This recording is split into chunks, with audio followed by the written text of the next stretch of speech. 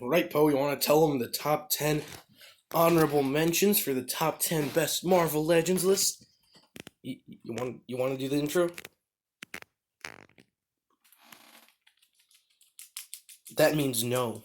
So this happened at the worst possible time, but everything fell. Everything. So let's try to reassemble some of the characters who are on the top 10 list. Anyway, let's go look. So, let's count down. Get ready for the top 10 best Marvel Legends with the top 10 best Marvel Legends honorable mentions. These are the ones that didn't make the list at all, that were so close to it, but I just can't. So, this is strictly Marvel Legends, no Mezco, no SH Figure Arts, because I will be doing a full-on, like I did last year, top 10 best Marvel figures from 2018. Well, this year is 2019, a different year, obviously. Anyway, let's start at number 10. Captain Canada. Actually, Guardian. I really liked him, but he's nothing. He has no accessories, no swappable heads, nothing. He is what you see, he is what you get. You get nothing else, but he looks like a badass when posting him. I definitely do think that he is the worst of these honorable mentions, but I still liked him enough. He gave that nice silhouette and that nice look that really just put him on top. Well, bottom, I guess. Number 9 is Vision from the newest wave. Now, I like this one. I find him a lot different than the other version. This one is clear and admittedly a lot cooler. I think that his clearness makes him definitely better. And, yeah. But the negatives. He's just a clear version of Vision. There's nothing new to him. So I definitely could see you skipping out on this one. And I almost did, but I don't have a Vision, so I sort of had to. Number 8, Spider-Man from the Homecoming 2-pack. I really like this one, mainly because of the sculpt itself. This Spider-Man sculpt is great. I would love if they made a new Far From Home one. Definitely better. I love him. He's so cool. And I do like the sculpting of 2 jackets. That is cool. Definitely a nice little update to a pretty badass figure already. And especially because he comes with 2 different hands. More stuff. Accessories. I love that. Now, one figure that I was so excited for, and then just ended up fully being disappointed with it when I got it. Korg. Yeah. I love Korg. He is one of my favorite guys. He's one of my favorite Marvel characters. And he's so funny in the movies. Man, I loved him. And played by Taika Waititi, he's awesome. But this figure just doesn't encapsulate that at all. Look at his weird skinny torso that feels like he put a tummy tuck on or something. And that these rocks hang over it makes it even look more like it. His legs have such weird articulation. Look, that just cuts right off there. That shouldn't be happening. He also has very weird arms that aren't that articulated. His shoulder piece really hinders him. His head looks fantastic, but the rest of him just falls short, man. I love him. I really wanted to love this guy more than I did, and I still think that he is great. So if you find him for cheap with the Grandmaster, definitely pick him up. So yeah, number 7, right? Yeah, number 7. Now let's move on to number 6. Another Spider-Man. Spider-Man Far From Home. This guy could have been great. Number 1, a lot of great articulation. Number 2, crisp detailings of white. Number 3, has a great spider symbol. But the one thing that sucks about him is that he doesn't have web lines. That's something that I could easily fix, but honestly I don't want to because I just don't feel up to it, because you have to do it everywhere. And you even have to do it in butterfly joints, which is extremely hard. I painted his feet black just to give him some more contrast to him. But still, you see him and you're like, my god, I like him, but also could have come with so much. He could have done so much. Could have been so much better, but didn't. I do like him though. I think he was extraordinarily fun. I bought one for my young cousin for Christmas, and I think he's gonna love it because he loves Spider-Man. So You'll love this one. Definitely, this isn't great for collectors, but for kids and people who just randomly collect Marvel action figures, he's great. Let's move on to number 5. Number 5 is from the Endgame wave, Ronin. I loved this guy. Ever since I saw him, I was like, I gotta have him. He looks fantastic. He has a great Jeremy Renner head sculpt and great look to him. But mine's broken. You can tell. So I really can't put him any higher. But all I have to say is really positive stuff, so I wanted to give him this halfway sort of love. Anyway, let's move on to number 4. And at number 4 is the Endgame male bodysuit.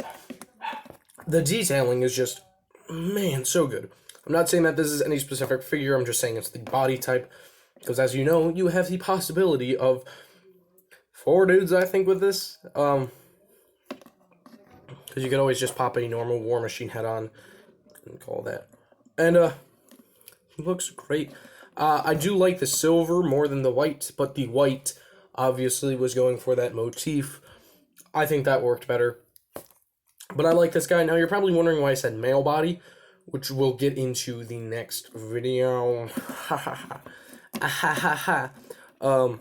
Yeah, female body will be on the actual list. This one, it's nice. I definitely don't think it's fantastic. We don't see anything new. Nothing great. Well, the sculpt is new, but we don't see anything, like, groundbreaking. And also, it doesn't come with decent head sculpts, at least mainly for the body, because at the end of the day, you could always just take off the Hawkeye head and put him on the other ones. Wait, who was the other head that it came with? It came with Iron Man, came with Hawkeye. Is that it? That can't be it. Maybe that is it. Because I thought I needed 4 males. Hold on. Man, I forgot about Ant-Man. I just realized that when thinking about why it was the Quantum Realm suit. Forgot about Ant-Man because I never put him in this suit. Anyway, let's move on to number... Are we on 3? Yeah, we're on 3. 3, Spidey. That has 6 arms and is a freak of nature. I like this one much better. It fits that 6-arm look. This is the 6-arm doppelganger Spider-Man.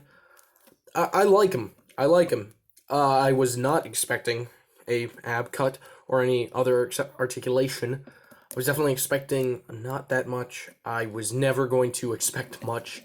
A lot of people were harsh on him. I was lenient with him. I was definitely harsher than I would have liked to admit in the video. But of course, when I'm harsh, it still seems nice. But this guy is just great. I like having 6 arms for a Spider-Man, especially a creepy one that I can sort of be the face of your nightmares.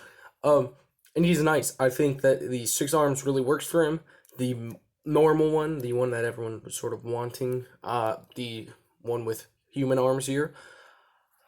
Fine with that. Fine with that. Definitely didn't expect it to have it because obviously if you're thinking, hey, I have arms. I have 6 arms. You might not want to move your chest. It would be really hard to.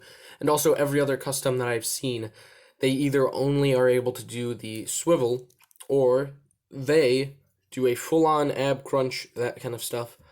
But the arms aren't sunken in at all. I like them to be sunken in, look like normal arms that are just popping out. So if I risk some articulation, I'm still fine with that because I still get 4 arms worth of articulation more than I would have even with that joint. But, you know, some people wanted to probably get him crunched over, punching, which you can still do. And really, why can't you just supplement that for crawling? And do you need one? I don't know. I'm not them. I won't speak for them, but I still love him. I love him. I think he's fun. I mess around with him sometimes. And, you know, he's pretty cool. Pretty cool.